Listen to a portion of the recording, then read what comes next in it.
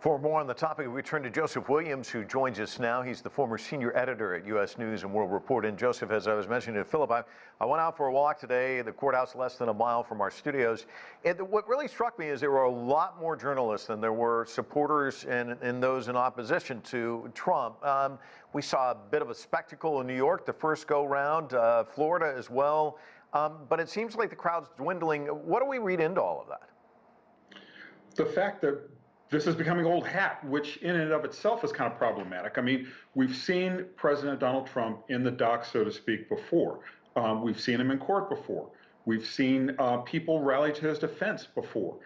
And in D.C., his support is much lower than it is anywhere else, probably, particularly in Florida or in New Jersey or in New York, where he's a known commodity. He's a resident of Florida, and where those areas are primarily, in addition to having a lot of support, he's also got political clout down there in Florida for sure. So I think it's fatigue on the one hand, but I also think on the other hand, we've gotten used to it and inured to it, which is really kind of problematic in a lot of aspects.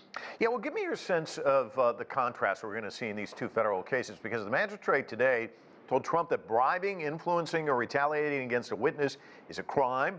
This was something that Congresswoman Liz Cheney brought up during the January 6th congressional hearings. What do you make of the tone in D.C. versus what we saw with Judge Cannon in Florida, which seems much more deferential? Well, the tone in D.C. is just that. It's a tone of very seriousness. These are grave charges. Grave is probably an overstatement, but certainly very, very serious.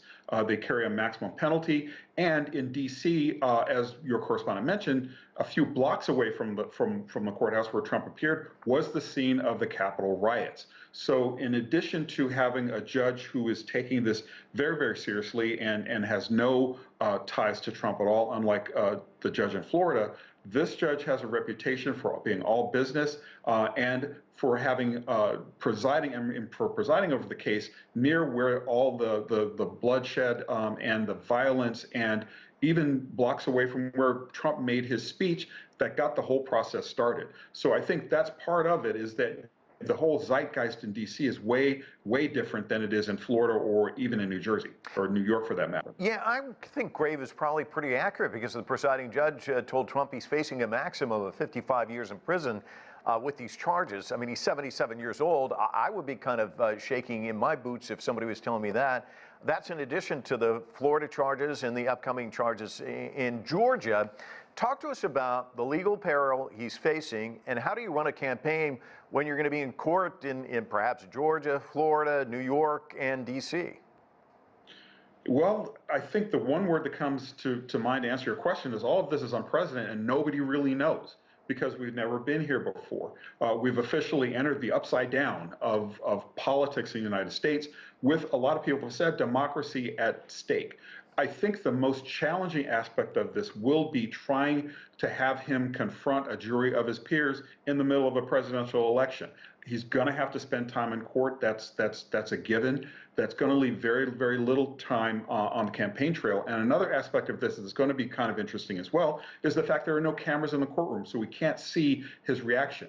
We do know that he's probably going to try to make hay out of this. He's probably going to leave the courthouse every day because he's on his own recognizance, talking to cameras, telling people that he's being persecuted, and we really won't have a lot of visual images to counteract that. And we also know that Jack Smith is very, very reticent to talk to the press, so there won't be a whole lot of information coming out of it. I think in the big picture, that's probably going to foment a lot more of the conspiracy theories on the right among his supporters, and that's a dangerous development. And so should the trial be televised? Because Chief Justice Roberts could make that happen.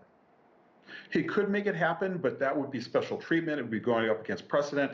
I, for one, as a journalist, would relish the fact and would encourage the fact that cameras should be allowed in this particular court, because we are in such uncharted waters and people need to have a visual to make the connection to what is actually happening. Let me ask you one final question. Is there a side story we should be focused on? Because we saw Bill Barr on CNN once again saying things about Trump last night. We've seen Chris Christie come on strong. Will Hurd, of course, booed off the stage, but saying a lot of strong comments about Trump. And even Pence, Mike Pence, with some rather strong statements about Trump. Are we kind of starting to see maybe some Republicans trying to wrestle the party back? And where do you see that going? We are seeing some Republicans trying to wrestle the party back. The question is whether it's too little too late. I mean, we already have a third of the country that believes that Donald Trump did nothing wrong. We have a third of the country believing that these are politically motivated charges when everyone saw what happened on January 6th. It was unfolding live on television.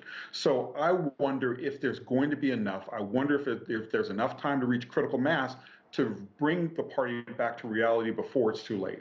Joseph Williams, always a pleasure talking to you. Thank you so much for your insights. Same here. Take care.